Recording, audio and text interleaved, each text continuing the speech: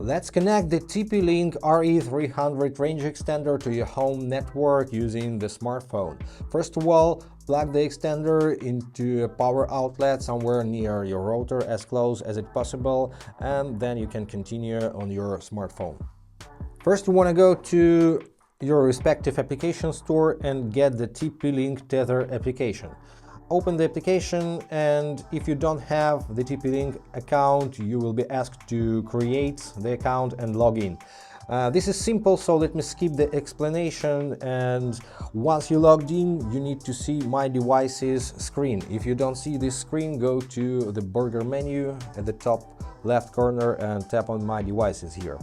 Now I see my router here, Archer C7, but I want to see my extender. Why I don't see it? Because I'm not connected to the extender's network. Let me fix it. I need to go to Wi-Fi settings and find the TP-Link extender network. If you don't see the TP-Link extender, try next. Try to refresh the Wi-Fi. Oh, I already see it. Okay, let me connect.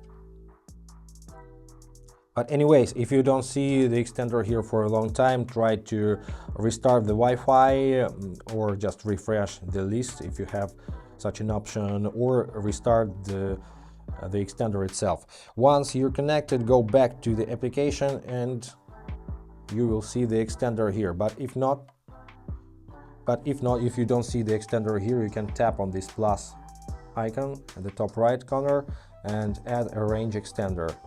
And once again, make sure you have solid white indicator next to the power icon and tap on LEDs are solid on. Wait for the scanning. Now the very important step, you need to set the device password so that you can use this password to manage the extender from different gadgets, from other smartphones or from desktop web browsers. So write this password down. I don't recommend you to go too simple here. If you forget this password, you will have to reset the device and lose all the settings.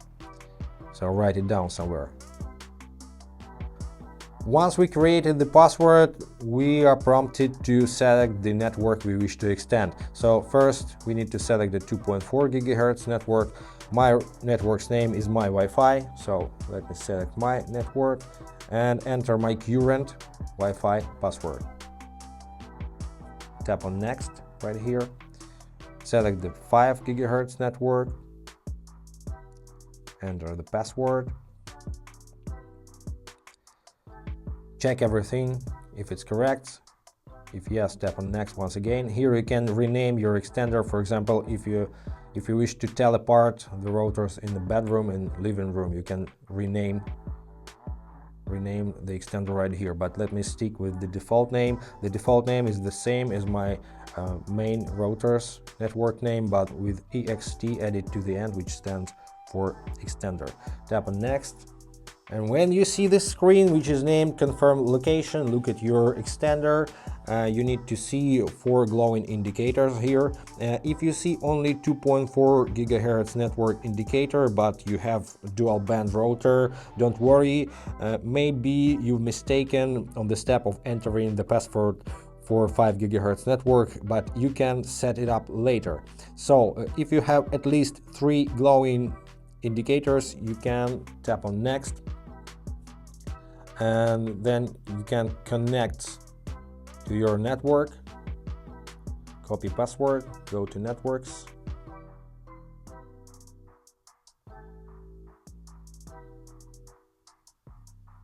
If you don't see your extended network here, try to restart the Wi-Fi.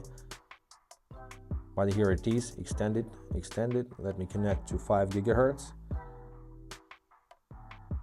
And now you can just relocate the extender to a Wi-Fi dead zone, but make sure that it's still in the router's range. And let's go back to the application,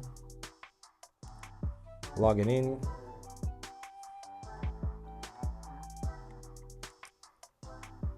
Now internet, you can simply tap here to fix this.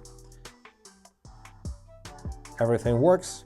That's it. Now you can set up your extender using this More tab. Have a lot of settings here.